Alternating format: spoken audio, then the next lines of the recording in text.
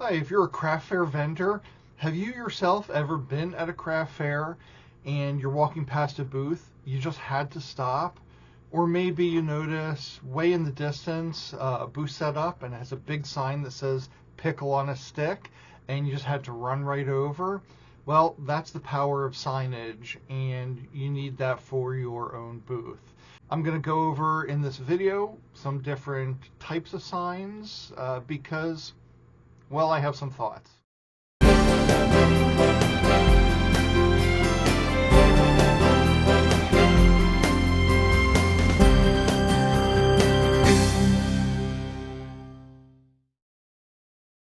Hey everybody, Bill here from Craft Fair Insider, and welcome to today's video on booth signage and sort of why it's important. I have been doing in-person craft fairs and selling online since around 2016, so I'm using some of the failures and successes that I've had over the years, sharing that information with you. So it really helped me if you like this video, subscribe to the channel, and if there's a craft fair vendor that you're friends with that haven't discovered the Craft Fair Insider yet, please share my videos because I want to make sure that this is useful for as many people as possible.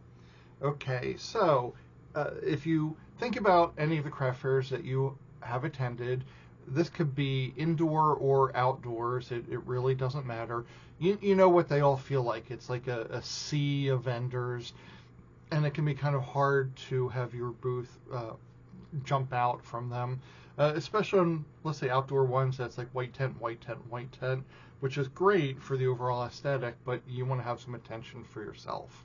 One of the things that are really important when you are designing your signage, whatever it is, and we're going to go over a bunch of different options for you, you want to make sure that you're using readable fonts, readable from a distance, and you're not writing a novel. People don't have time to stop and read a bunch of information on your sign.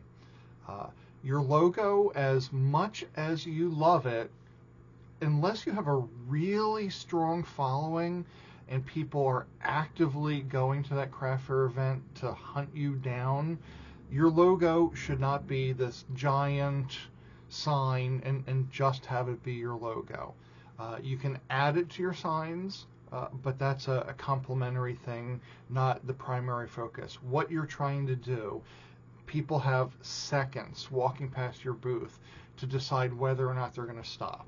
So the signs that you have are first going to cause people to pause, because not everybody has signs up.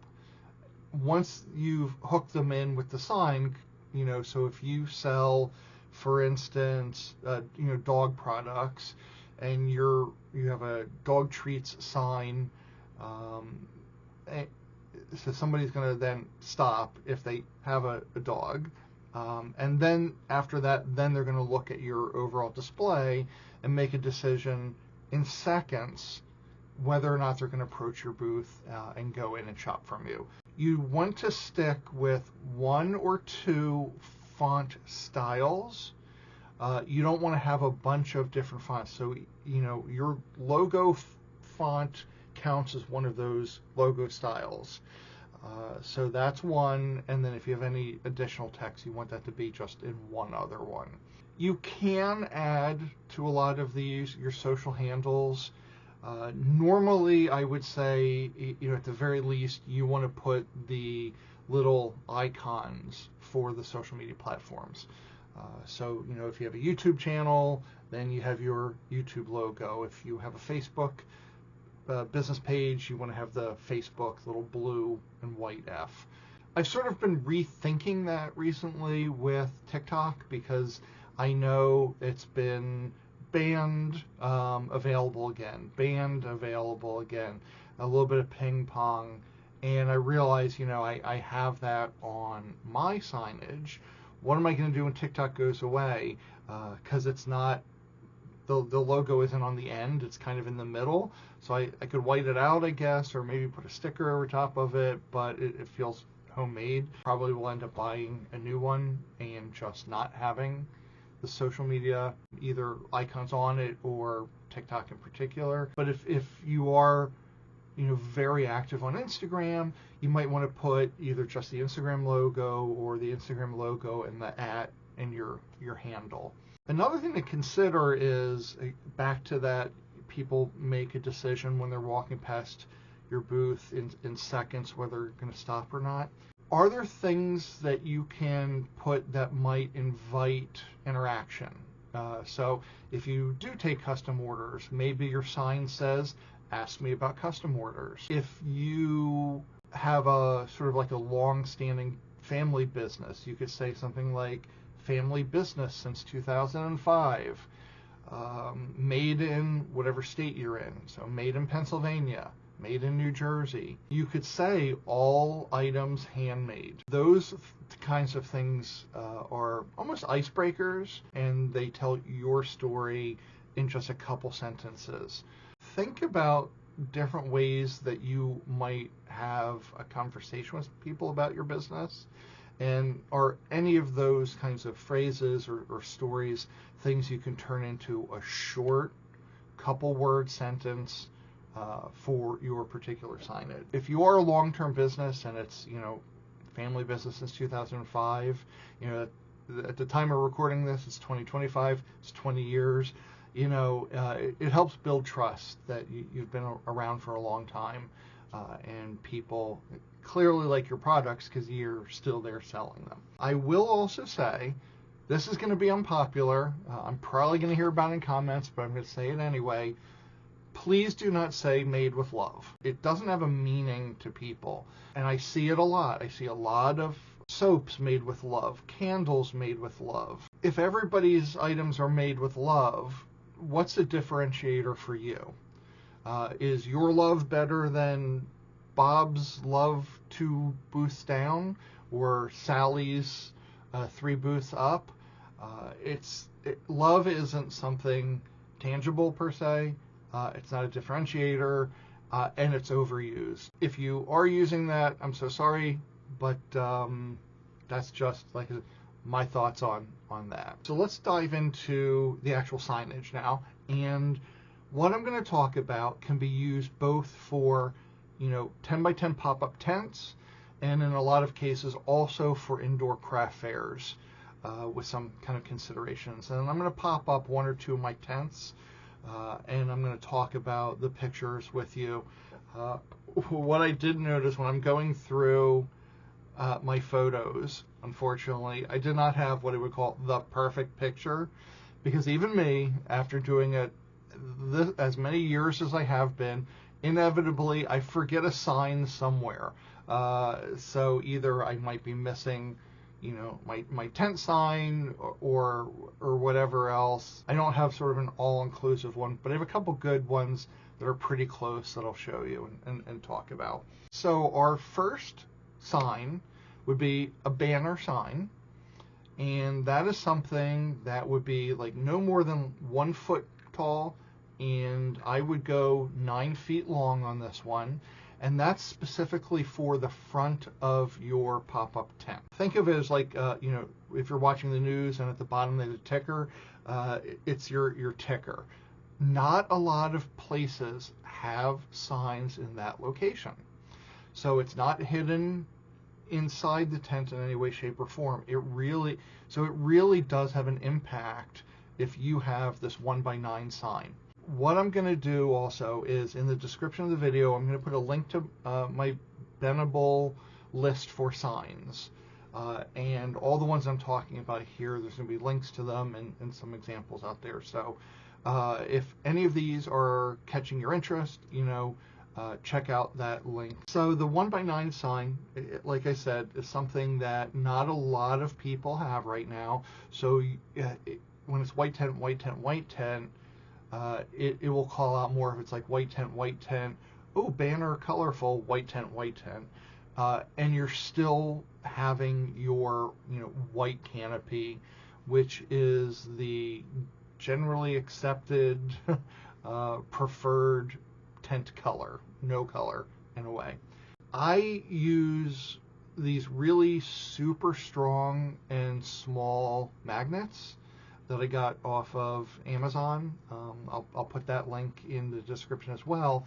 But it's just one, and they're a little bit bigger than the size of a quarter, or about the size of a quarter. So they're pretty small. You don't really notice them that much unless you're looking for them, but they're super powerful. So one goes on the top of the vinyl banner, then the other one goes on the, because if you notice on a tent it has like that lip, that overhang. So the other one goes on the other side of the tent, and then it really holds it in. So I have one in every corner, so that's 4 spaces and 8 magnets, and I think it comes in a 10 pack, so I have one more kind of in the middle, and it does not budge in the wind one bit. I was really surprised at how well it stayed on the tent, didn't move. The hardest part is getting the first one up. So sometimes I've even had to call a neighbor over and be like, hey, this is going to sound silly, but can you just hold this here for me? I pop the first magnet on, and then you're good from there. You can have your logo on that one, but I would just keep it a small portion of your overall sign. And thinking back to that, what's differentiating you, or what do you sell? Put that on your banner. So just straightforward, handcrafted sterling jewelry, or home baked treats for pets, something like that. Just very short and simple. So that'll grab people's attention for you there. Since that one's a little bit small, 1 foot 12 inches by 9. You can also do a vinyl banner, and that is the one that you would hang if you are having a tent. Then that would be your back wall hanging. And you can also reuse that same vinyl banner if you have a pipe and drape stand. You can put that up behind you at indoor events. First thing is figuring out what size banner you're going to need. If you are early in your booth setup and you're not looking to spend a ton of money, you have to think first about what are the events that you're going to be doing, and at those events, what size booth space is your predominant one. So most craft fairs, the small sizes, you get like a 6-foot table. Sometimes you can get 8 by 8 booths.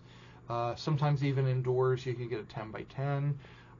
But if you're doing a lot of like smaller school, church events, then you might only have a 6-foot table. And maybe you could buy more than one, but again, if you're starting off with this, you might just be buying the one table. So think about that 6-foot space that you have, and maybe that's your starting banner.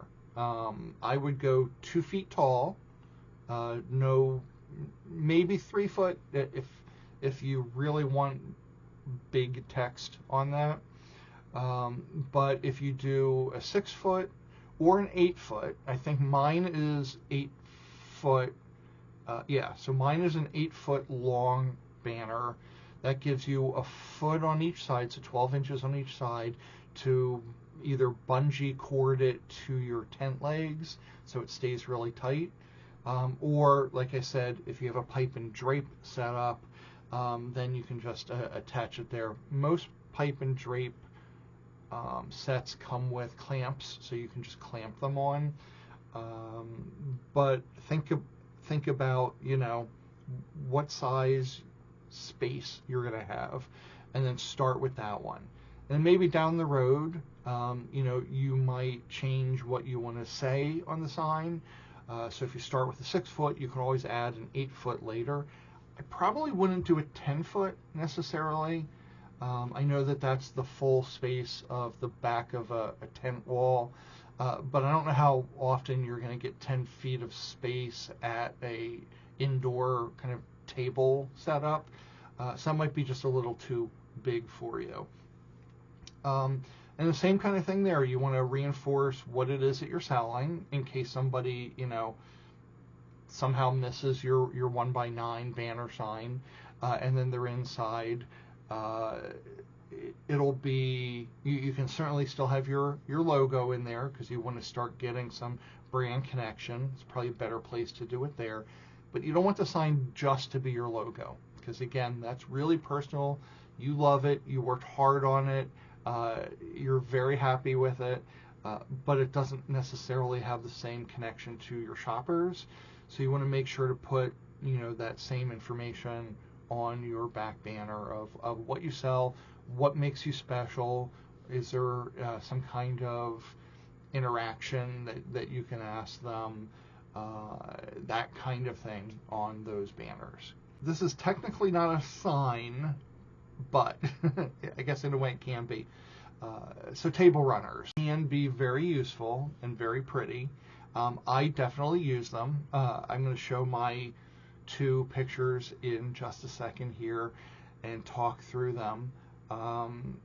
But places like Vistaprint, you can design your own table runner, and it's usually in about 2 different sizes, 24-inch wide, 30-inch, sometimes 36-inch. So it depends on how you're using your table runner. If it's just laying over your table, versus I use table runners at the ends of mine to call attention to the booth. That'll make sense in a sec, but so it is certainly something that is going to build to your brand authority and brand recognition that you can have pretty easy. The thing about table runners, and kind of why I'm hesitating a little bit, is so they do drape over the front of your table or end of your table. So if that's your only brand identifier in your booth setup, as soon as you have one shopper standing in front of the sign, you might as well not have a sign at all. That's completely invisible. I still like them, but I like them as a extra little something versus having that be the only reason or the only way that you're identifying your brand and what you sell there. They have a purpose. They have a point. Okay. Let me pull up my first. Well, I'm going to bring up both of them at the same time. So I'm not sure where I'm going to put them, but I'm going to talk through them a little bit. So the top one here is a Christmas event that I do every year out in Harrisburg. So in those cases, it is pretty much. It's the middle of December, so it is Christmas for me, and that's about it. So you can see here, I do have the 1x9 banner for Holidays Lane, and my catchphrase is, where every day is a holiday. I chose that because, for me, yes, I do sell Christmas ornaments, but I also sell items the rest of the year. So I have Easter eggs, I have Halloween ornaments, I have patriotic ornaments, so all sorts of other things. So I kind of want to start getting that in people's minds so that, maybe if they either don't decorate for Christmas the rest of the year, then, they might still decide to stop in. And I have some items usually towards the end of my tables that are non-Christmassy that kind of sell that as well. But what you'll notice is, so I have 3 table runners in that case. So 2 of them, the ones on the outside there, the snowman and the Santa Claus, are my signpost is my logo. And then I get really sneaky. I don't know if you have noticed this yet or not on these pictures, but I'm doing something very subconsciously and intentionally on my end caps there. And that is, if you notice the Santa Claus, he's pointing inside the booth. And if you look at the snowman, he's also pointing inside the booth. So you're getting this visual cue. Oh, look, you want to go into the booth. So I don't know how this is going to work, but Santa's like, come in, and the snowman's like, yes, come in. Those are the 24-inch banners. Those are the smaller ones, and the 24 inches definitely fit, because your table is usually 25 inches in depth.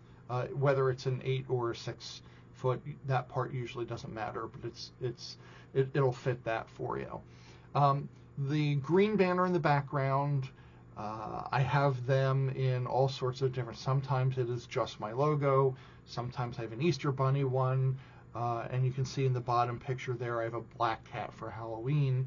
That is draped over my checkout stand, which is a little bit taller than my other tables, so I just have that. In that case, actually I can't remember if I forgot my my banner or if I intentionally left it. It didn't put up because I had that photo background in the background. So the photo background is like a mantelpiece and a fireplace, all decorated for Christmas. So now I'm thinking about it, maybe I did intentionally leave that off because I knew I had the 1x9. Anyway, but that's where your bigger vinyl banner would go. Like if you look in the bottom picture there, handcrafted artisan ornaments, gifts, and decor for every holiday. So if somebody's walking by, you can see really clearly, ornaments, gifts, decor, and then they can make their decision about whether to go in or not. Now, the bottom one there, that was before I got my 1x9. 1x9 is a little bit newer. And that one was a fall festival. So for me, I have to kind of walk the fence, if you will. I can't put out Christmas too early because people have strong opinions about Christmas being out too early, and that too early varies person to person. So I could have one person who is thrilled to find Christmas stuff, and the person who comes in next is like, I'm evil because it isn't Thanksgiving yet and I shouldn't be selling Christmas. So in those cases, that one, because it was a fall festival, I went with just the my fall witch's hat wearing cat. Oh boy, that was hard to say. Sorry, folks. Okay, and in that case, I don't have 24-inch table runners specifically for Halloween. So I went to, I think, At Home or something like that, and I bought a spooky table runner in place, so it just still called out that it was a Halloween display on that side of my booth. So that's how I use the signs for any of those outdoor tent-based craft fairs and markets and things like that. So there is something else that could be added to all of these, and you have to be careful about whether you are allowed to do it or not. So it's going to vary based craft fair to craft fair. Is you can get a chalkboard, like one, I think some people call it like a sandwich board, or an A-frame, and that usually has a chalk surface on it. And you can put that up in front of one of your tables, kind of like a little bit out in the aisle. That way, the signs are really good when people are more or less head on onto your tent or looking at it from a distance. But if you're walking down a row of tents, an A-frame chalkboard could come in handy for you. The reason I'm saying you have to ask the promoter is some are very strict about you can't go out of your 10 by 10 footprint. If that's the case and you do have enough room, like you're using a 6-foot table, you can scooch it back just a little bit, and instead of having it be so that people walking down the aisle can see it, you can put it sort of where I have my 24-inch table runners, like the Santa or the Snowman, and you can turn it outward.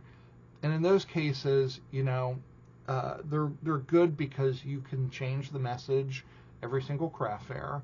All you need is, you know, an eraser and some inexpensive chalk from pretty much anywhere. So it's a very budget-friendly thing that you can really reuse over and over again. You, again, want some things to be very short. You're not looking for a book. You're not writing a novel. You can see in Facebook and other social media when something catches viral and it's some clever phrase or a pun on what they sell. You know, nothing's coming to mind particularly, but I'm sure you know what I'm talking about. So maybe you could use those for a quick attention getter. Haha, that was funny. And then they look at what you're selling and go into your booth, hopefully.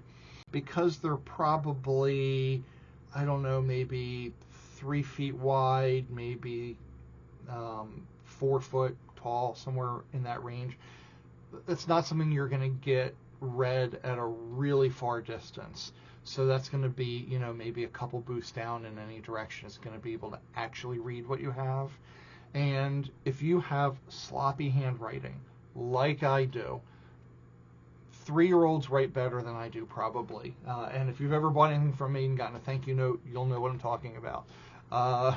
But if you're not somebody who writes well, if you have a Cricut, you could get, you know, vinyl, and if you want to lock in what it is that you're saying on your sign, then you can get, you know, some designed stuff on a Cricut, put your vinyl on, and then it's one and done. So that's another option for you there. Okay, so that is what has gotten people their attention. They're either already at your booth or they're headed to your booth. But what happens when they get in your booth? So the next one up there is price signs. Most of the things that I sell, I have an individual price tag on it. Not everything. In some cases, like I'll have an entire display and everything on that one display is one price. So I will have an overall sign on that. Again, other things are individually priced. There's a little white tag on things. Now, what I'm about to suggest to you isn't going to fix every problem. You could have your price sign right there listing out every single size item. Like if you sell candles and it's like you have this ounce and that ounce and this ounce, one's in a glass jar, one's in something else, right? You can have it spelled out exactly. You can have a price tag on your item. You're still going to have people asking you, how much is this? But if you have a product, think of it as a menu at a restaurant. If you have your product sign there, it's not going to eliminate any of those questions, but it is going to reduce it. So if you change what you have a lot, they do sell smaller size chalkboards that you could get. And same thing, you know, you just then, the day of the event, you write out the sign for that item, and then you wipe it clean and you do your next event. You can, on the computer, just print out something. I would probably try, for the most part, not to do like 8x10 handwritten signs, because that feels a little bit, there's a fine line between, yes, you're a handcrafted business, but you don't want to feel too homemade, if that makes any sense. The overall appearance of your booth, and I'm going to say this in a lot of my videos here, your booth could be fine, but having a more crisp, professional look to all the elements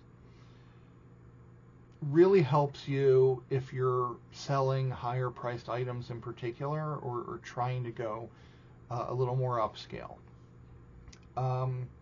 It's just people's subconscious way of looking at what you've done. and determining if the amount that you're asking for in their head makes sense. I hope I'm explaining that well. I don't know if I necessarily am. But if you were to walk into Tiffany's or Neiman Marcus, and you're spending a ridiculous amount of money on an item, and you have this sort of chicken scratch handwritten sign next to it, like all so-and-so bags,